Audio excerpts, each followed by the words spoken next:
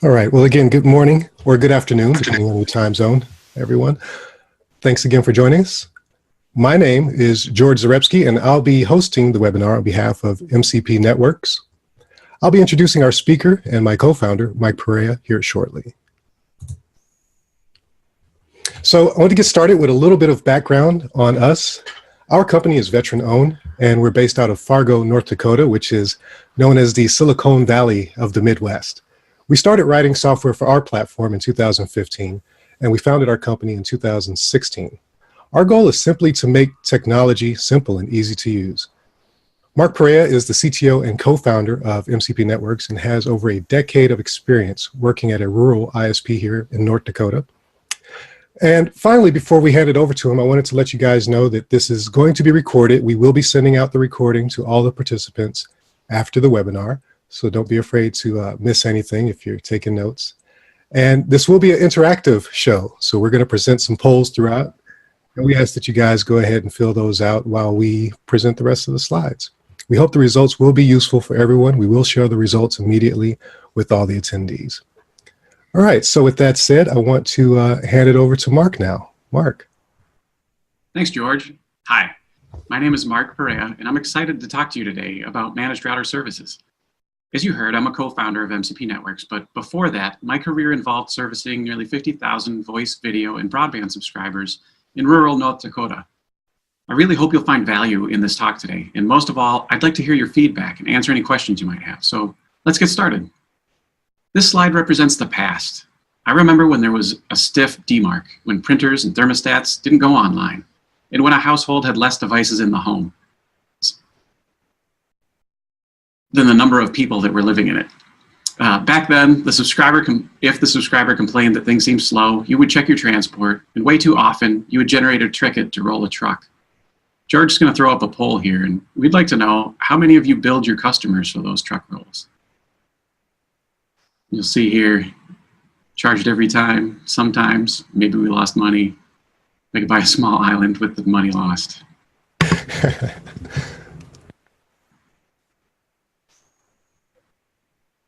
So then our industry started thinking, hey, what if we put a router out there that someone from our NOC or our support desk can at least log into remotely? That way, we won't have to roll a truck and spend all those dollars. But a new problem emerged. Now, we would need to train our support staff on how to use this new tool that they can log into. So we traded a truck roll for a higher training cost. I would imagine that some of your support calls might go like mine did. Customer calls in to report slow internet, and you look at the levels on the transport and the access gear, and everything looks clean, so you investigate deeper. And after a while, you discover that the pipe is full. So now you know that there's nothing wrong with the service, but you have that fun task of convincing the customer that some device in their home is consuming all the resources. Maybe you tell them to start powering things off one room at a time.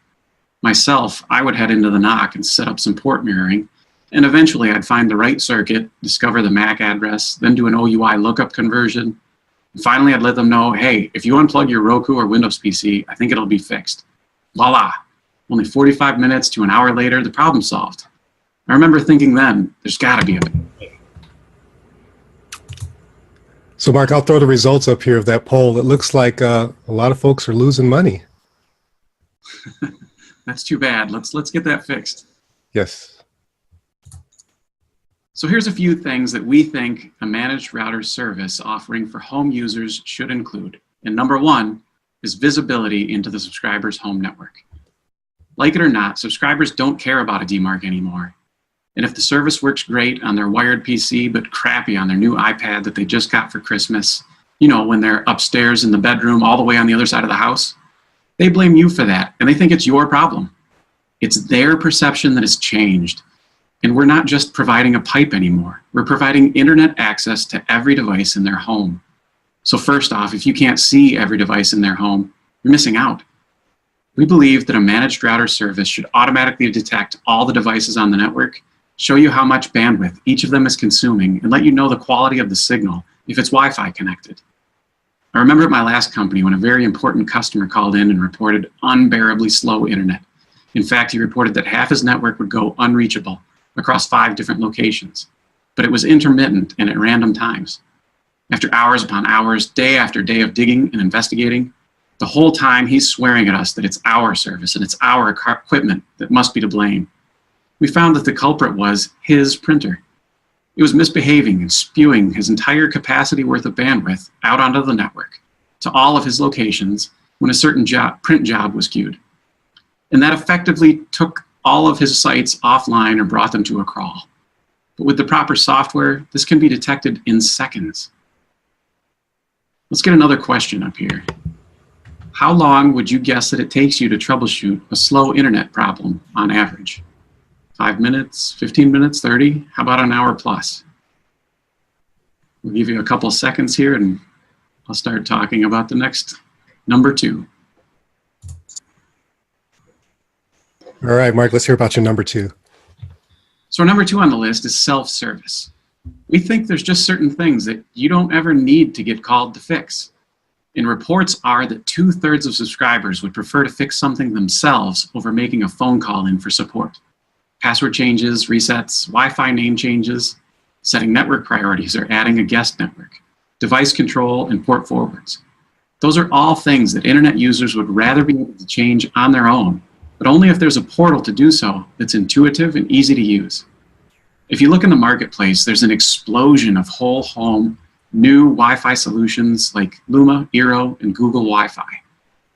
The appeal of these products is not only in covering the home with Wi-Fi, but also the promise that the user will be able to easily manage their home network, putting them in control. So George, what did you see for results? All right, let me get these posted out. It looks like under 5 minutes is taking the lead here.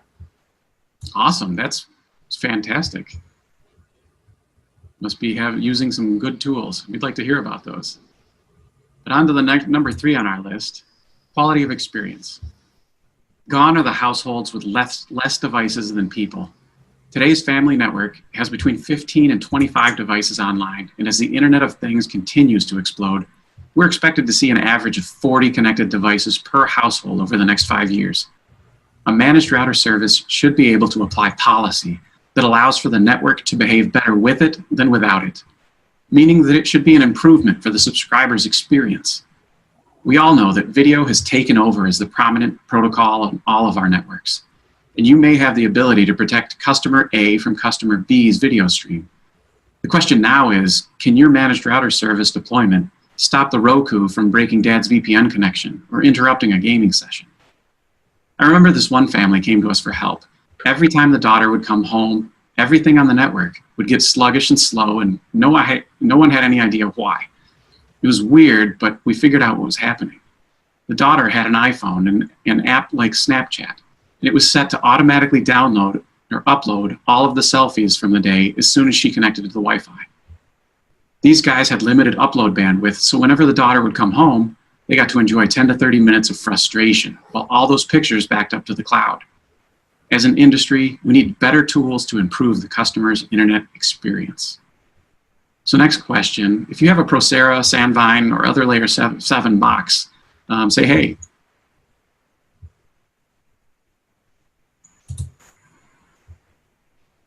So number 4 on our list, parental controls. Yeah, so there's never been more data publicly available than there is today. That's technologically amazing, but as a parent, it also means that there's never been a bigger need for monitoring, control, and oversight. Kids today have access to a ludicrous amount of stuff, and lots of that stuff is bad. The biggest problem is that you can accidentally get there so easily. If I said we need to do better with QoE, we absolutely need to do better with our kids' time online. We feel that any good managed router service should provide some tools for parents to have control and visibility into what their kids have access to. Not everyone is going to use those tools, but it's more important than ever that we provide them as an option. You know, part of the origin story of this company, MCP Networks, stems from my own need to get whole home parental control. See, I woke up one morning dying of thirst, and I went to get a drink of water from the fridge, and there was this soft glow on the wall in the other room. Thinking maybe I was waking up to a poltergeist movie, crept in quietly, and I could hear the clack of a keyboard and the clicking of a mouse. I couldn't believe it when I found my 8-year-old son was playing online video games because it was 3 a.m. and it was a school night. Right then started my journey to find a solution to block that bad stuff and virtually put the kids' devices to bed when the kids themselves go to sleep. How'd that poll go, George? Well, that was a pretty compelling story there, Mark, and I think we all might have similar stories like that. But it looks like a 50-50 split here, so we do have some folks using the Layer 7 boxes on their network. Awesome, and that's a great tool. So next up, our final stop, easy. It has to be easy in every way. Easy to deploy, easy to get started using, easy for the subscribers, even novices like grandparents. And it has to be easy to maintain, easy to provide support, and easy to upgrade. We're still on the last slide, George? There we go. My co-founder, Candace, is our user experience expert, and I've learned to appreciate the simplicity of a great user interface. All too often, I find that UIs are great for me, literally me, the techie who knows what a MAC address is, how to look up OUI vendors, who memorizes IP addresses, and can navigate screens filled with jargon. But users want easy. When a person with no technical knowledge can look at a screen on their phone that says the network is 70% full, and then click a button to find out which device is doing that, that's the kind of easy that we think is imperative to providing top quality support. And ultimately, that's what I think you're selling the subscriber with a managed router service, customer care. Next slide. I just wanted to take a moment to mention the things we think are important going forward. I'm sure you're all aware of the shortage of IPv4, which grows daily. /8s have been out for years, and /24s are becoming scarce.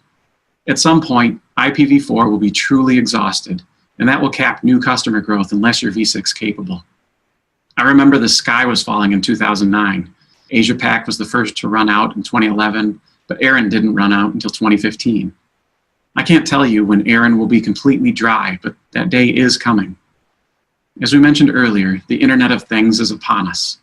Already, hackers are taking control over the weak security of webcams and smart fridges. So security will grow more important, and device management, especially automated device management, will become mainstream. Which leads to learning networks. We're in an age of behaviors. Marketing giants like Facebook, Google, Amazon, they're tracking your every move. And the network needs to also. Not for nefarious reasons, but so that we can do a better job at optimizing services and performance. So here's our final poll. Is anyone deploying production IPv6 to subscribers right now? Maybe you've been there and done that. Maybe you've got plans for soon. Maybe you don't have any plan at all. Let us know. And with that, I'm looking forward to what the future holds. This concludes my presentation, and I look forward to your questions and your feedback. Back to you, George. Thanks, Mark. So I'm just letting the poll results come in right now. And while they come in, I just want to say thank you all again for joining us. I hope that this was useful information.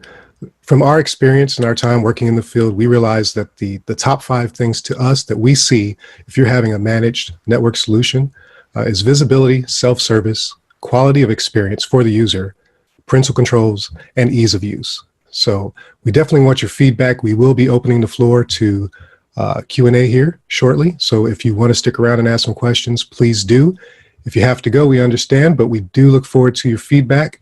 So when we send the follow-up email with the recording and our slide deck, we hope that you would please take the time to shoot us a message either through our website, social media, wherever, and let us know what you thought about this, or if you have any ideas of your own of things to add, maybe your own top 5.